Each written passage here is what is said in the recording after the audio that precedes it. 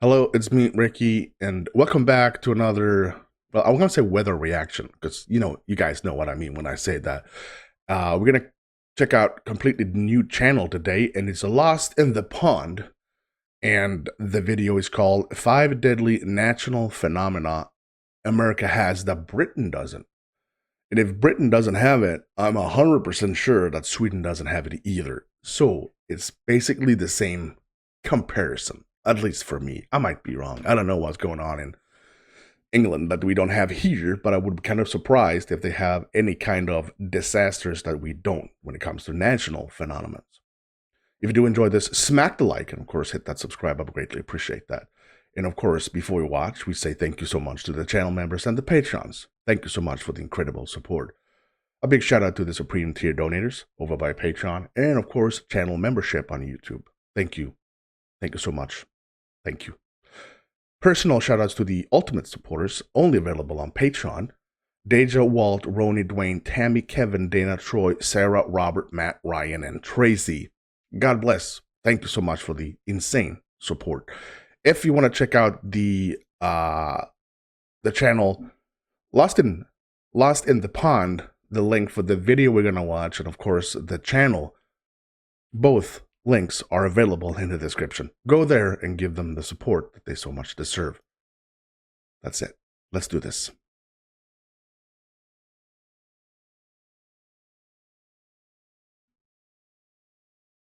And that's true. In fact, it's true for most countries that aren't called the United States of America, where 90% of all F5 tornadoes ever recorded took place. Oh, really? Really? That was only United States. Hello, I'm Lawrence, and I'm on a quest to uncover all of the memos that Britain and America lost in the pond, and one of those memos pertains to deadly natural phenomena. Last week, a tornado ripped through Nashville, and it got me thinking about how Last night, this was recorded 3 years ago, so that kind of makes sense. America is very extreme when it comes to some of these natural phenomena in a way that Britain isn't. And for anybody who's looking to move to the United States, it's good to keep these things in mind. Just keep in mind they are rare, right? So it's not like a Roland Emmerich movie every day in this country, but it is pretty staggering how Mother Nature can be quite a bit more overbearing in the United States. And if you think this video is just going to be Lawrence moaning about the snow again, you would be incorrect, because over half of the entries on this list are not even weather related. Well, actually one might be with a technicality. And so without further ado, let's take a look at 5 deadly natural phenomena that America has that Britain doesn't. Yes, earthquakes, and there is a reason that I specified magnitude 7, because Britain has never had one. In fact, the worst it's ever had was a 6.1 magnitude earthquake, and that didn't kill anybody. In Britain, that's sort of par for the course. Deaths as a result of an earthquake are incredibly rare. The only earthquake I remember living through in Britain was one that emanated from the Lincolnshire town of Market Raisin, and as I recall, the extent of the damage that day was a fallen patio set. But magnitude... Yeah, exactly what I'm telling you. When we have a hurricane, and believe me, they actually say that this is a hurricane. Stay safe, lock your doors and shut down your windows, and everything that goes around you, all the things that you're anticipating, and everything is starting. Oh my God, we're gonna have a hurricane in Sweden, and all that happens that night or that day is the plastic garden chair has fallen over. That's it. That's the whole hurricane. Magnitude 7 earthquakes or above are not just these sort of fictional events that are reserved for films like the imaginatively titled Earthquake. These have actually happened in American history. In fact, one happened just last year in California. I remember all of these famous people on social media posting pictures and videos of their swimming pools swaying from side to side and the dogs looking confused. And it's not really surprising that this happened in California, because California is sort of the capital of America's most deadly earthquakes. Indeed, the nation's most deadly earthquake occurred in 1906 in San Francisco, when a frankly astonishing 3,000 people perished amid a 7.9 magnitude earthquake. Oh. Now, since that deadly earthquake in San Francisco, California has, of course, endured some terrible earthquakes in the century that has passed. It's also waiting, of course, for the so-called big one, which, some people think is inevitable. Either way, once you get past all of these quakes and shakes, I am assured that California truly is the golden state. That is, once you've also got past these. We saw it in Australia at the beginning of this year as the bushfires that engulfed that country. We see them, of course, every single year in the United States. Specifically, from a news standpoint, you tend to see them in California. But I've seen at least smoke from wildfires in Utah and Idaho, so it's not just a California issue. Fire danger in continental U.S. by fire weather zone 1980 to 2014 seems to be on this, that side. Is that the...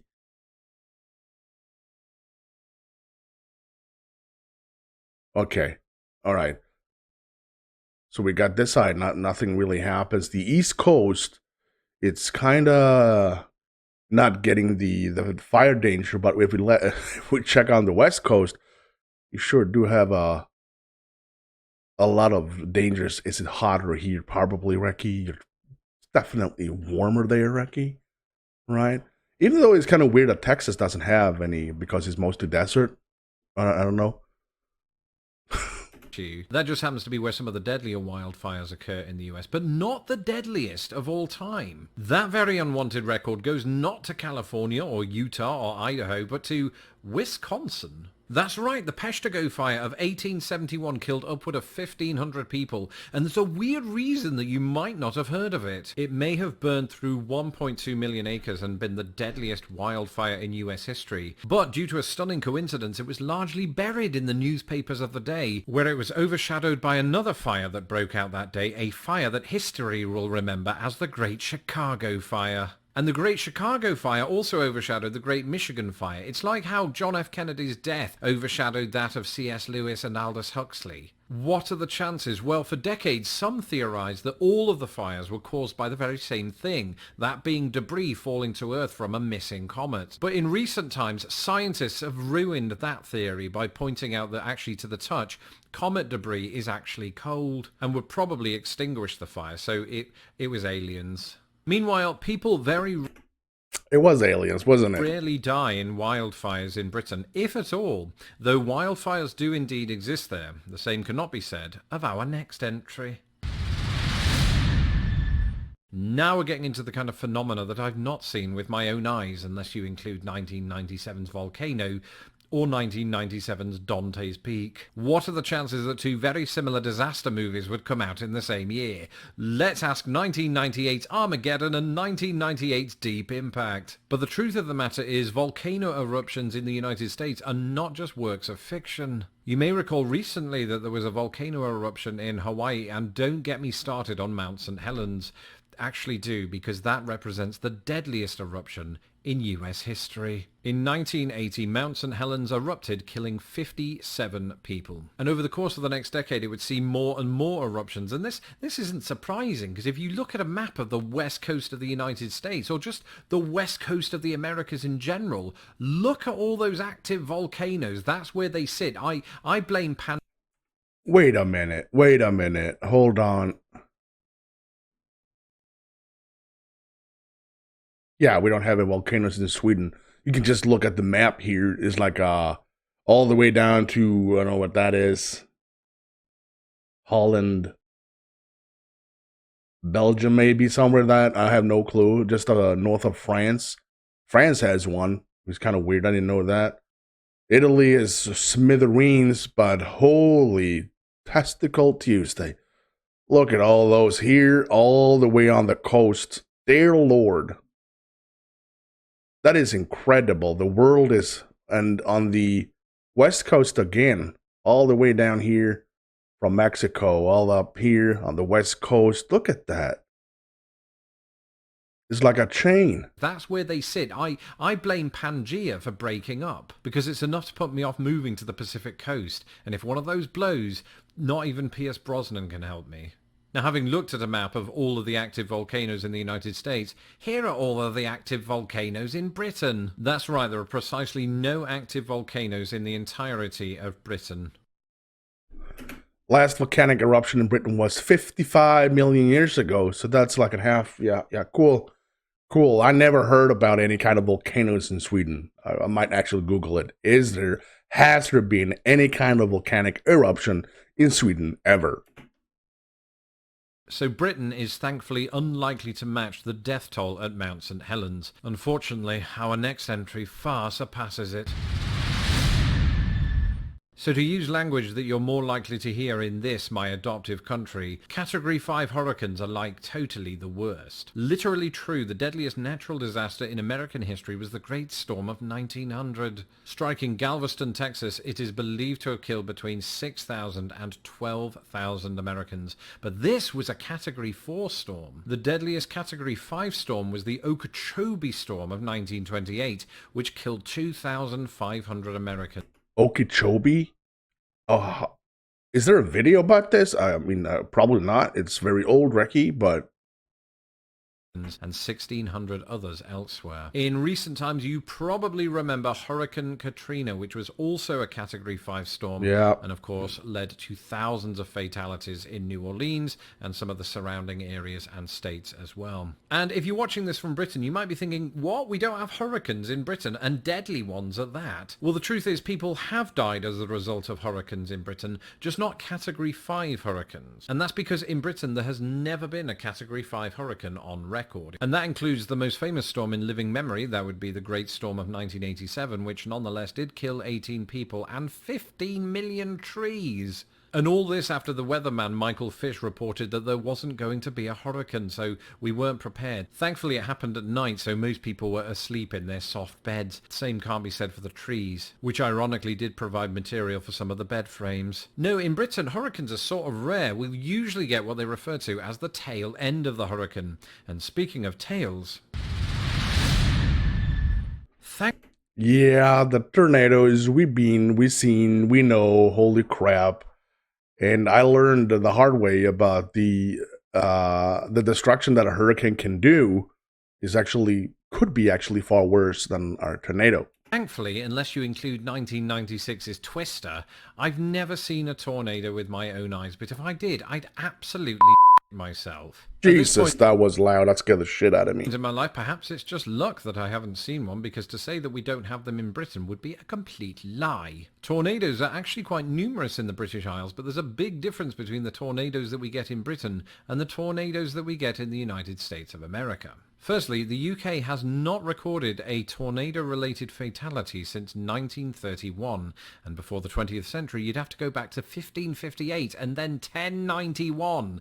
Historically, around only 12 people have been killed by tornadoes in Britain. And that's because British tornadoes just aren't very powerful. The one that ripped through London in 1091 is believed not only to be the oldest known tornado in British history, but possibly the strongest. They theorised that it might have been a Category 4 tornado, suggesting that anything above that, aka an F5 tornado, has never made landfall in Britain. And that's true. In fact, it's true for most countries that aren't called the United States of America, where 90% of all F5 tornadoes ever recorded took place. Now, 37% of those took place in either Oklahoma, Kansas, or Texas. You would expect that they're in the Great Plains. But surprisingly, the Great Plains did not play host to the deadliest tornado in US history. That would go to the tri-state area of Indiana, Illinois, and Missouri. That 1925 Twister killed 58 times the UK's all-time total. If you're sitting at home and doing the maths on that, stop right now, because I'm just going to tell you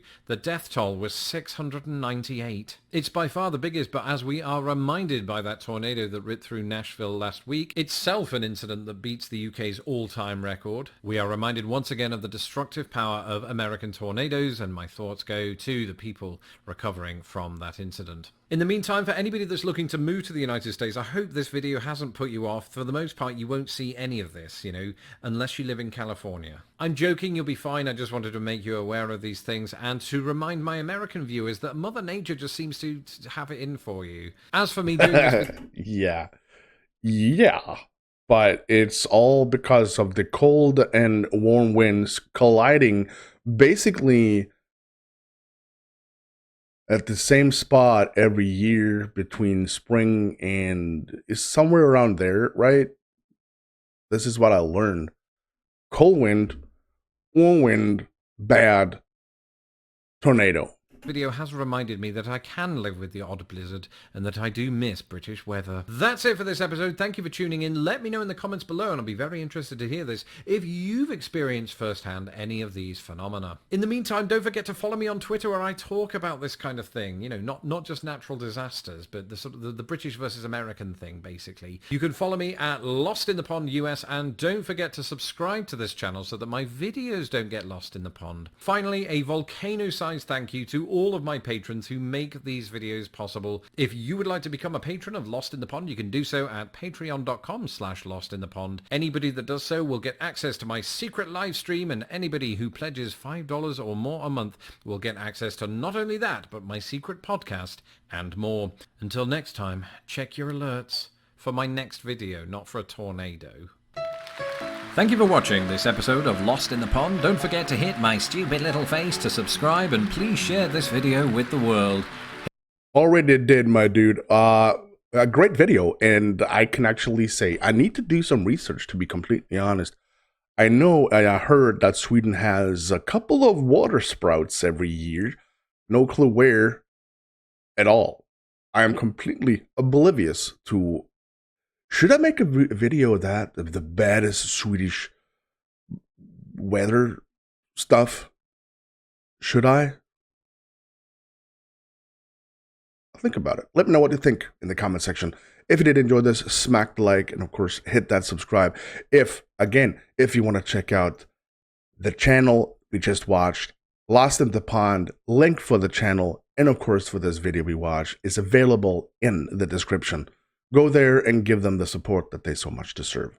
If you want to support me, click the awesome, coolest link ever pinned on top of all the other comments, or click join to become a member. Other than that, thank you so much for watching. You stay safe.